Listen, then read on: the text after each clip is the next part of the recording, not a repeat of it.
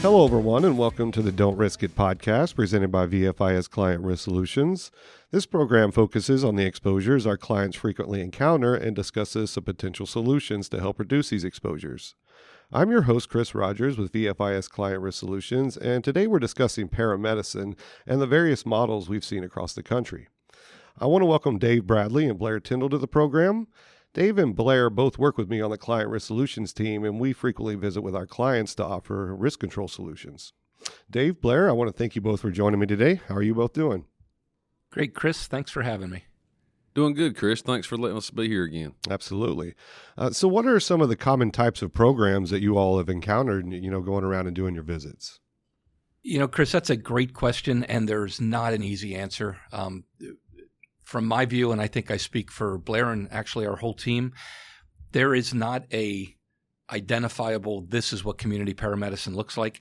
It could be the smallest, we're going to go do a well person check, to robust programs in cooperation with hospitals. It really runs the gamut across the board.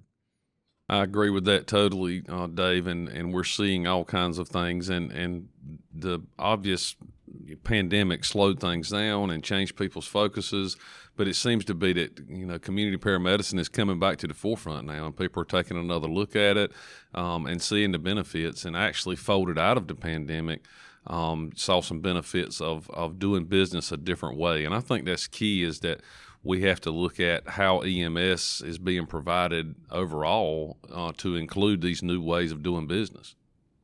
So once we get a program started, obviously you just mentioned all the positives of it, but what are some of the challenges, to keep this program successful and to keep it ongoing past that, maybe that initial period of a trial period? And Chris, probably the biggest challenge in just getting it started is finding a health system or a facility that's going to help fund the program.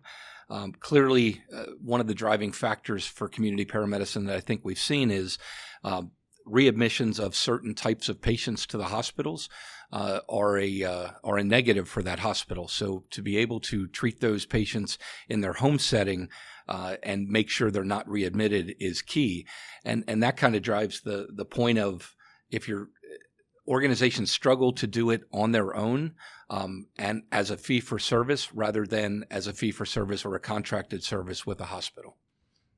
Yes, and the other experiences that I've had are, actual counties and local governments and municipalities that have started these programs. And I just encourage everyone to make the sale to their elected officials, and also make them understand the benefits. Really educate your elected officials that control the purse strings, and make sure that they understand that this is a long-term thing and it's going to be a community benefit. But also make sure that they understand that the continual funding will be needed, even if you have partners, as Dave mentioned, with hospital or with a community health agency or any of those other kinds of nonprofits. Make sure that if something happens to that funding, that the elected officials understand that they have to keep funding the operation. And, and Blair, Chris, we've talked about this. Some of the states don't allow community paramedicine. State statutes change or vary, and some allow programs to run full force, and some hold those programs in check. So I'll kind of piggyback on that a little bit. What are some things that an agency should consider if they're going to adopt a program? Oftentimes, at least from my experience, a hospital will approach the organization and say, this is a need that we have, and the agency will kind of have to figure out how to generate a program. And you just mentioned state statutes. So what are some things that an organization should consider before starting a program? Probably the biggest that we're seeing across the organizations today is staffing. Are they going to be able to staff to meet the contracted needs of the hospital?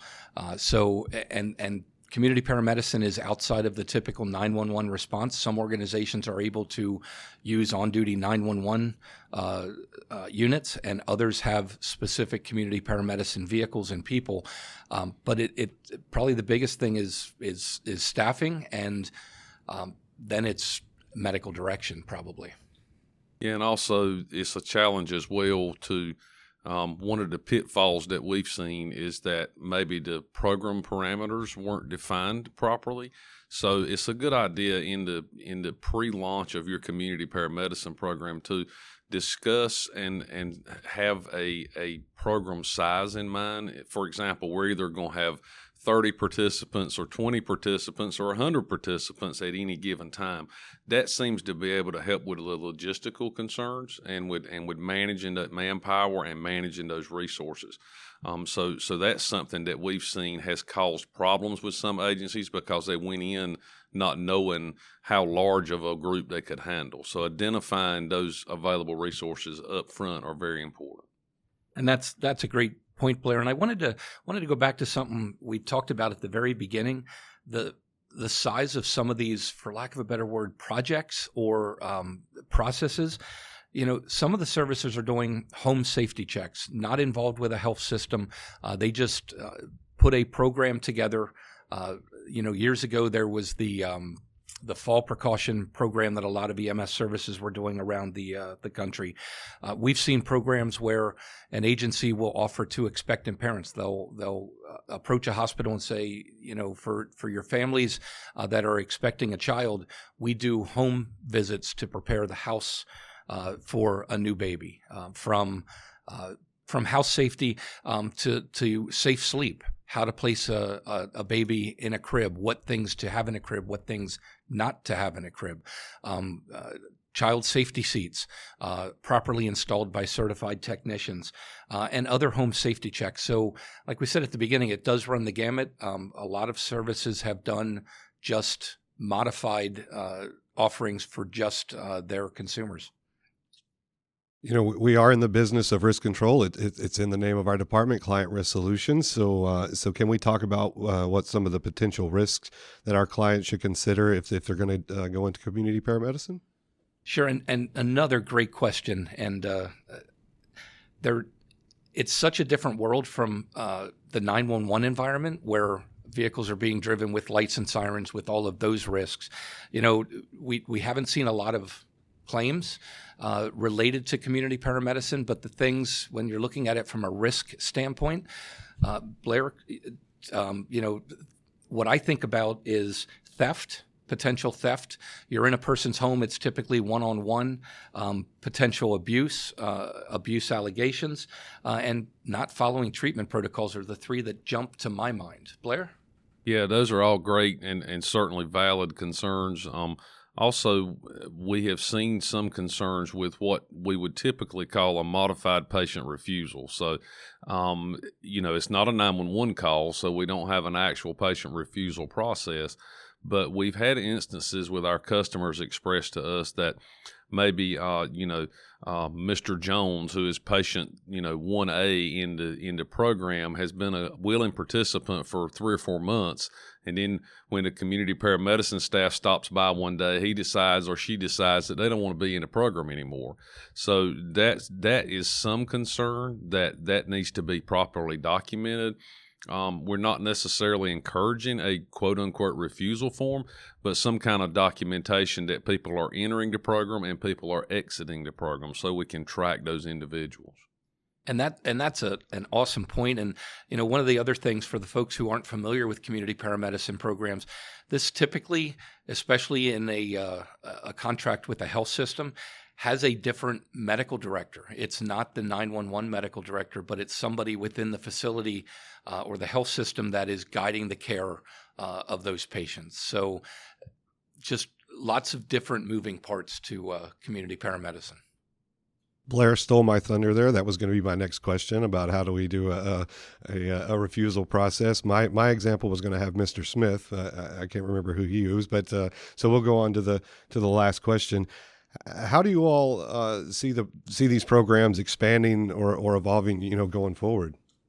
I think kind of the sky's the limit, and like a lot of other things, and I'm gonna save my discussion about ET3 for Dave because I know that's what he's going to bring in, and it's fine because he has more experience on that than I do. But I think the sky's the limit. We're seeing a lot of aggressive stuff being performed in the field, right on down to well-being checks for customers. prescription reconciliation, making sure folks are taking their medicine. There's in some instances problems with literacy. So, the paramedics are going out and reading discharge instructions and explaining wound care and those kind of things. So I think it's the full gamut. And unfortunately, like a lot of things, I think it's a funding stream. I think as Medicare and Medicaid loosens up their funding stream into private insurance, we're already seeing virtual doctor visits being approved by medical carriers. So I think that's the future of what's coming. And I think it's going to be a mix of what we've known traditionally and going forward. And I'll let Dave touch on the ET3. Thanks for the lead-in and the lob pass. That was nice.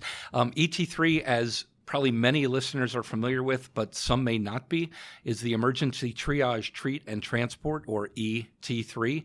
It's a voluntary payment model that was established from a Medicare and Medicaid standpoint.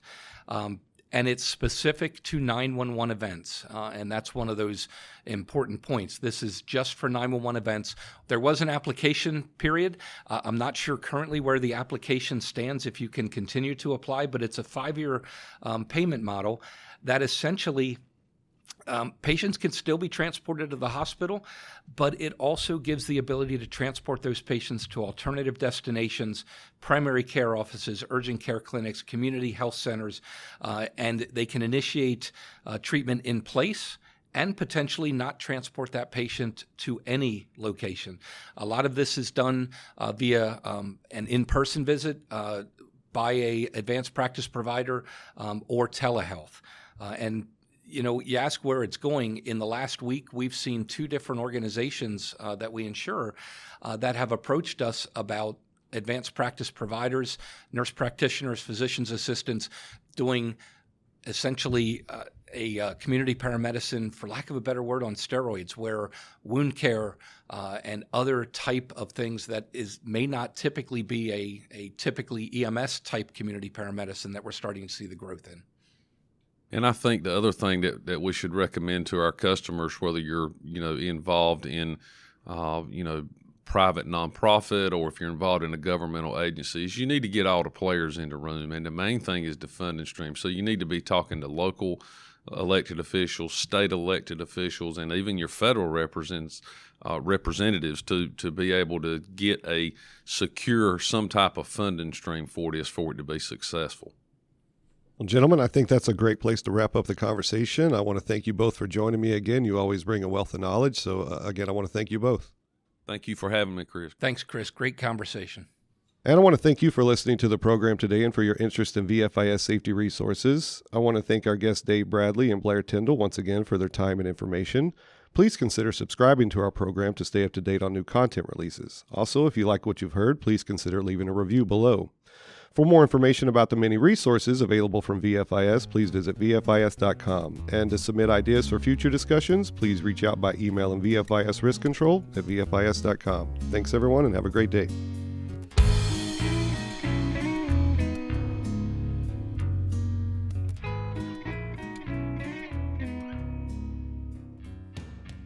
The views, information, or opinions expressed during this program are solely those of the individuals involved and do not necessarily represent those of Gladfelter Insurance Group, VFIS, and its employees.